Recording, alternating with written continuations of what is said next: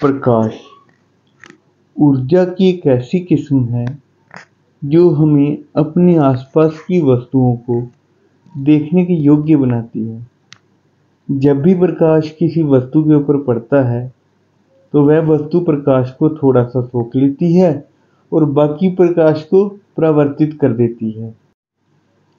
हम जानते हैं कि जैसे लकड़ी या एक ईंट या फिर दीवार, ऐसी वस्तुएं ज़्यादा प्रकाश को सोख लेती हैं और बहुत कम प्रकाश को परावर्तित करती हैं, जबकि धातु से बनी हुई चीज़ें जिनकी सतह थोड़ी सी चमकदार होती है वो ज़्यादातर प्रकाश को परावर्तित कर देती हैं। तो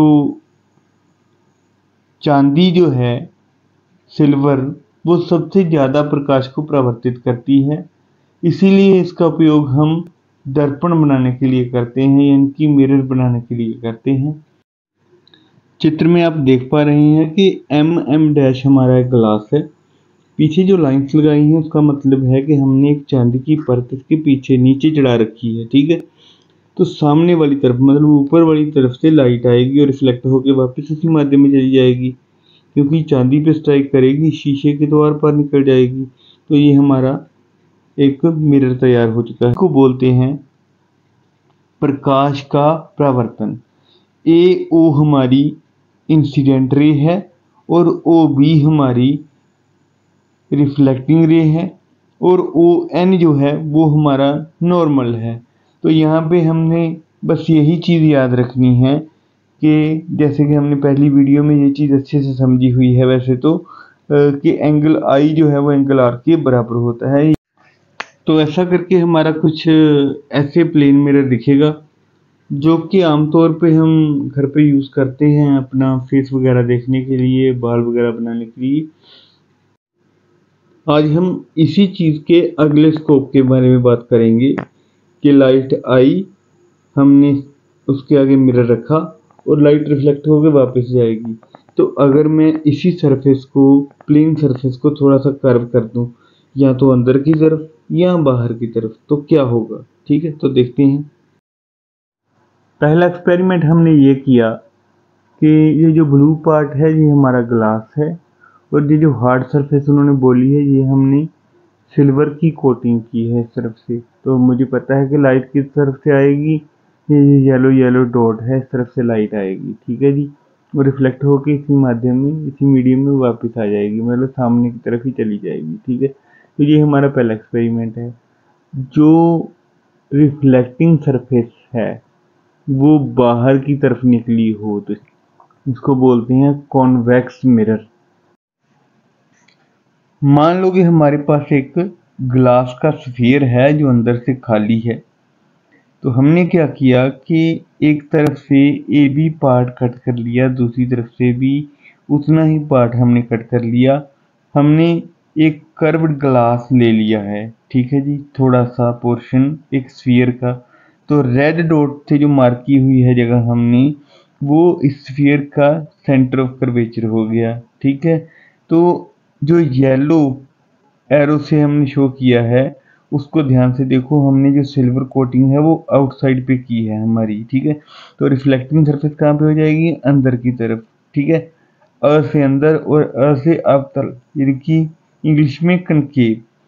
तो वायलट एरो से हमने एक सरफेस को मार्क किया हुआ है, तो उसको ध्यान से देखो, हमने तब सिल्वर कोटिंग किस तरफ की है, हमने सिल्वर कोटिंग अंदर की तरफ की है, और जो रिफ्लेक्टिंग सरफेस है वो कहाँ पे चली जाएगी, वो बाहर की तरफ चली जाएगी।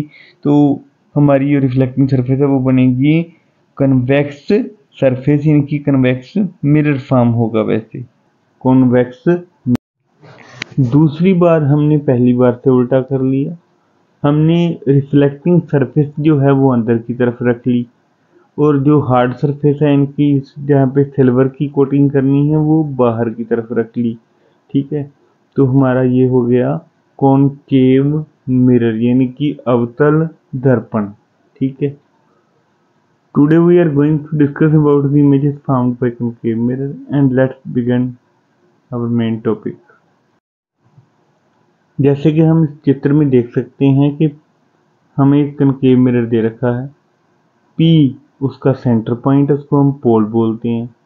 और P से बिल्कुल परपेंडिकुलर इस मिरर की सरफेस पे एक लाइन जा रही है, उसे हम प्रिंसिपल एक्सिस बोलते हैं। प्रिंसिपल एक्सिस के ऊपर ही हमारा फोकस और सेंटर ऑफ कर्वेचर लाई करता है। सेंटर ऑफ कर्वेचर वो सेंटर होता है जब हम इस कर्व्ड सर्फेस को लेकर एक पूरा सर्कल लगाएंगे और वो सर्कल का जो सेंटर होगा वो सेंटर ऑफ कर्वेचर होगा। अब इस सेंटर ऑफ कर्वेचर को जैसे हमने डी पे ज्वाइन किया जाके, तो मुझे क्या मिला, normal to the surface at point D. ठीक है, तो एक पैरेलल रे ऑफ लाइट आ रही है, वो वहां से रिफ्लेक्ट होकर किस तरफ जाएगी, जितना ओ डी के साथ एंगल बना है, सी डी के साथ एंगल बना है, उतना ही एंगल दूसरी तरफ बना के वो रिफ्लेक्ट हो जाएगी।